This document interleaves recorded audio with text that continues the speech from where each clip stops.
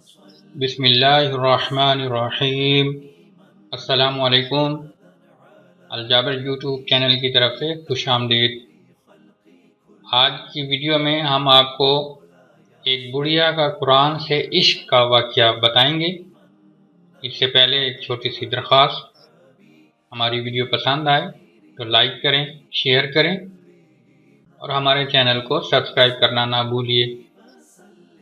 جی دوستو، حضرت امام عبداللہ ابن مبارک رحمۃ اللہ علیہ، جو جلیل القدر محدث اور رفیع الشان فقی اور اکابر صوفیاء میں سے ہیں، وہ ایک مرتبہ حج کو گئے۔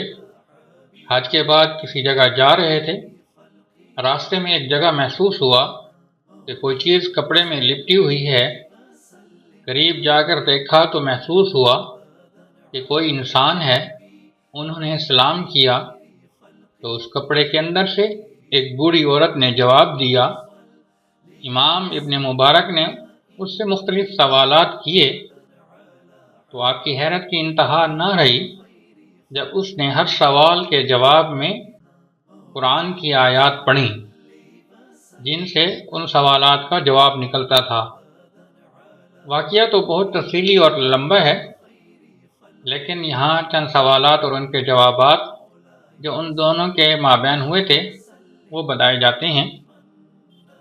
امام صاحب نے پوچھا کہ تم یہاں کیا کر رہی ہو؟ تو وہ کہنے لگی، وَمَن يُضْلِلِ اللَّهُ فَلَا هَادِيَ لَهُ، جس کا ترجمہ ہے اللہ جس کو گمراہ کر دے اس کا کوئی رہنما نہیں۔ امام صاحب نے سمجھ لیا کہ یہ راستہ بھٹک گئی ہے، اس لیے پوچھا، کہاں جانا چاہتی ہو؟ اس عورت نے قرآن کی یہ آیت پڑھی، سبحان الذی اسری بعبدہ لیلا من المسجد الحرام الی المسجد الاقصی، پاک ہے وہ ذات جس نے اپنے بندے کو رات کے وقت مسجد حرام سے مسجد اقصی تک کی سیر کرائی۔ آپ سمجھ گئے یہ مکہ سے بیت المقدس جا رہی ہے اور راستہ بھٹک گئی ہے۔ عبداللہ ابن مبارک رحمۃ اللہ علیہ نے پوچھا کہ کتنے دن سے یہاں بیٹھی ہو؟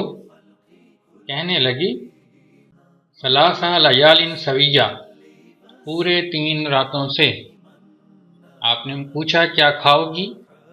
کہنے لگی، اتم الصیام الی اللیل، کہ روزوں کو رات تک پورا کرو۔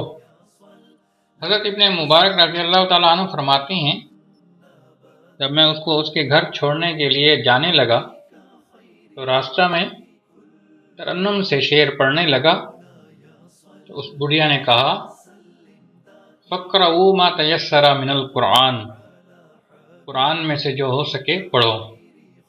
اس طرح جتنے بھی سوالات حضرت عبداللہ ابن مبارک رحمۃ اللہ علیہ نے کیے، وہ عورت ہر سوال کا جواب قرآن کی آیت ہی سے دیتی۔ جب وہ اس کے بیٹوں کے پاس اس کو پہنچا چکے تو ان سے پوچھا کہ تمہاری ماں کیا قرآن کے سوا کچھ نہیں بولتی؟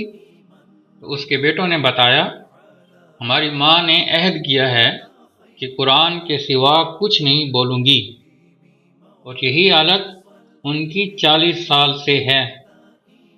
اللہ اکبر، کیا عشق و محبت ہے قرآن سے! اس طرح قرآن سے محبت ہونی چاہیے، یہ قرآن کا حق ہے۔ ہمارے استاد محترم شیخ الحدیث والقرآن حضرت مولانا علاء الدین رحمۃ اللہ علیہ، اللہ تعالیٰ ان کی قبروں پر کروڑوں رحمتیں نازل فرمائے، اکثر ایک دعا فرمایا کرتے تھے، اللہم اجعل قرآن ربیع قلبی۔ اللہ تعالیٰ ہمیں بھی قرآن سے عشق اور محبت عطا فرمائے، آمین۔ شکریہ۔